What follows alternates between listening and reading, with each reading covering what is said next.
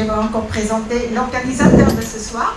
C'est une fondation qui s'appelle Futur CH. Alors, qu'est-ce que c'est Futur CH? Futur CH est une fondation d'utilité publique.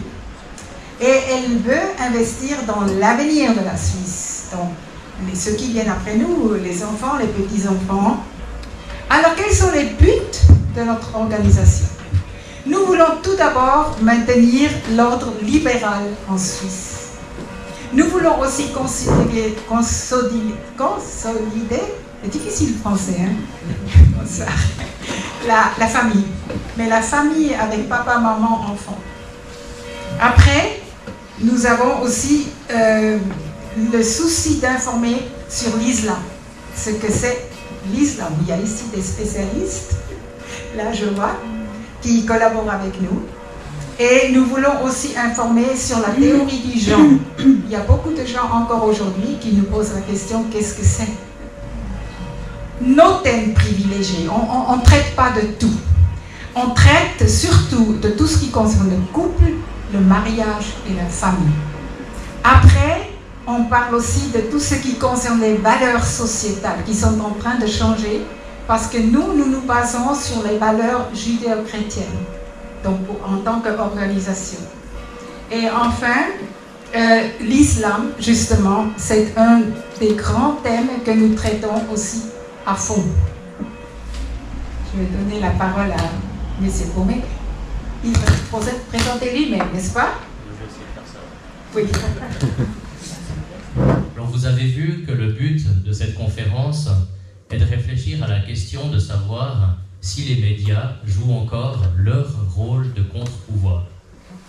Mais contre-pouvoir à qui? Contre-pouvoir à quoi?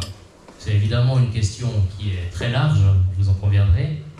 Et pour m'être renseigné sur les profils des uns et des autres dans la salle, parce qu'on n'est pas journaliste pour rien, hein, on fait que nos petites enquêtes, eh bien, je peux dire qu'effectivement, on a des publics différents, vous avez des préoccupations qui sont diverses, qui parfois se recoupent, parfois sont en contradiction, parfois se chevauchent, etc. Je vais vous donner un exemple. Quand j'ai lancé mon journal l'année passée, donc Le Peuple, il y a eu assez vite un reportage de la RTS, le téléjournal. Je ne sais plus si c'était à midi ou le soir, mais enfin, je crois que c'était au 19h30.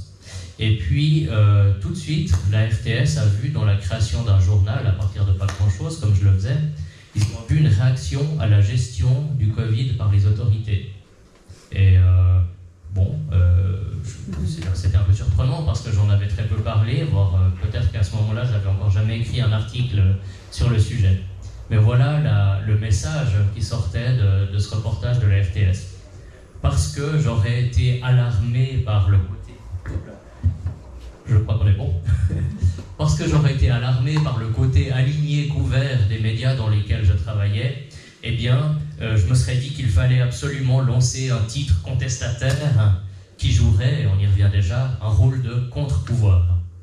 Et alors c'était bien anglais, ça ne correspondait pas exactement à la réalité, mais enfin c'est comme ça qu'ils avaient fait le reportage. Mais avant d'entrer dans ces questions liées à l'uniformité, je vais poursuivre un peu cette première réflexion. Donc je vous ai parlé des attentes de personnes qui ont souvent des vues, des positionnements, des idéologies considérées comme assez radicales, et j'ai parlé de leur attente vis-à-vis des médias, en particulier des médias comme le mien.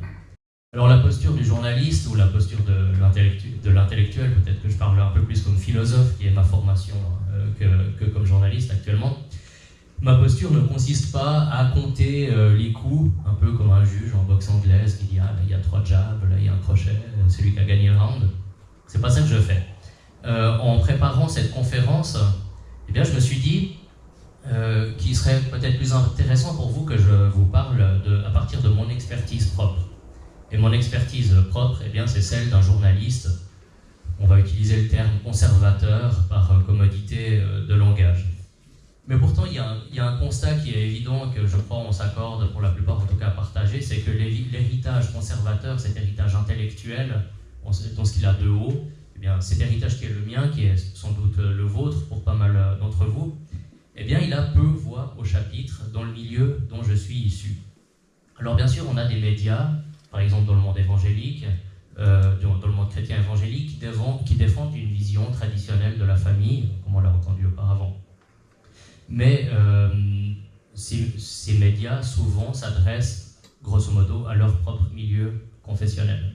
Ce qui m'intéresse, que j'aimerais développer avec vous, c'est les raisons sociologiques qui ont fait que ces barrières naturelles, la présence de personnes, disons, qui avaient cette espèce de conservatisme un peu spontané, un peu naturel, a disparu des rédactions. Et pour ça, je vais vous parler de mes premières années dans ce métier. Donc, par conservatisme spontané, qu'est-ce que j'entends ? Là, je vais vous donner une image à travers la figure d'un éditionneur. Je ne sais pas si vous voyez ce que c'est un éditionneur. C'est quelqu'un qui reçoit les articles des journalistes, qui les retitre, qui les retravaille pour qu'ils soient un peu plus ronds, un peu plus faciles à lire, parce que quand on a 20 ans, on écrit très mal, et puis quand on a 40 ans, c'est différent. On parle très mal, mais on écrit mieux. Donc on a vu ensemble comment le tempérament conservateur a été évacué de mon métier au niveau des personnes. Maintenant, on va parler de l'aspect idéologique, on va parler des idées, avec quelques points particuliers qui nous montrent comment et pourquoi on n'a pas su faire face à ce que j'appellerais un progressisme sous stéroïdes ou sous anabolisant. Aujourd'hui, c'est certain que le traitement dans les médias classiques de bien des sujets qui nous préoccupent est marqué par une certaine naïveté. Il y a une naïveté envers tout ce qui nous est présenté comme un progrès. Mais cette naïveté, c'est pas l'apanage de la gauche. Pour s'en convaincre, on peut penser à ça. L'idée même, par exemple, de parler de religion, d'oser parler de religion comme d'un principe structurant au sein d'une société, d'un lion dans la société. Le seul fait d'oser parler de ça, déjà sépare la droite en deux. Et même le parti certainement le plus conservateur de l'échiquier en Suisse, je pense à l'UDC, souvent est divisé autour de ces questions. On sait qu'à l'UDC, il y a des personnes plutôt libérales, des personnes conservatrices, et il y a des jeux de pouvoir de l'un à l'autre.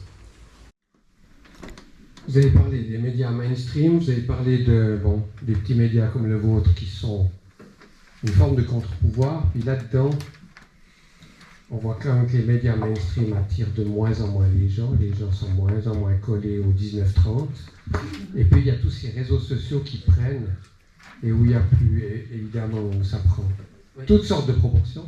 Comment est-ce que vous situez ça, à quelque part, ce troisième pouvoir que sont ces réseaux sociaux ? Moi, je pense que c'est plein de... moi, ça me donne beaucoup d'optimisme, en fait. C'est-à-dire qu'on voit beaucoup de propositions... C'est-à-dire qu'auparavant, pour avoir 2 minutes de conservatisme dans un débat de radio, ou même de libéralisme... Alors moi, je partage évidemment ta façon de voir les choses par rapport au milieu des médias, et les journalistes qui ont tendance à venir du même moule. Mais ce que j'ai de la peine à comprendre, c'est que parfois, il y en a quand même encore de ces journalistes qui, au fond d'eux, partagent les mêmes valeurs que nous, et c'est pourquoi ils restent muets. Et dans la société, on l'observe aussi, c'est que finalement, notre manière de voir les choses reste encore assez répandue. Il y a une majorité qui se laisse complètement dominer par la minorité, et qui n'ose pas réagir publiquement, et qui le fait, comme tu l'as dit, en envoyant des messages privés. Pourquoi ? Mais je pense que vraiment la méconnaissance de notre patrimoine intellectuel est vraiment un symptôme important. Beaucoup de ce qu'on appelle les droitards aujourd'hui, enfin beaucoup de jeunes de droite, ils regardent des vidéos, c'est très bien. Moi, quand je fais une vidéo sur YouTube, à la fin, c'est pour dire lisez ce livre-là, lisez ce livre-là, lisez ce livre-là. Beaucoup de gens ont le sentiment qu'on peut se cultiver, qu'on peut apprendre à faire face intellectuellement à des gens qui sont formés simplement en regardant des vidéos ou des choses comme ça. Moi, je crois pas à ce truc de...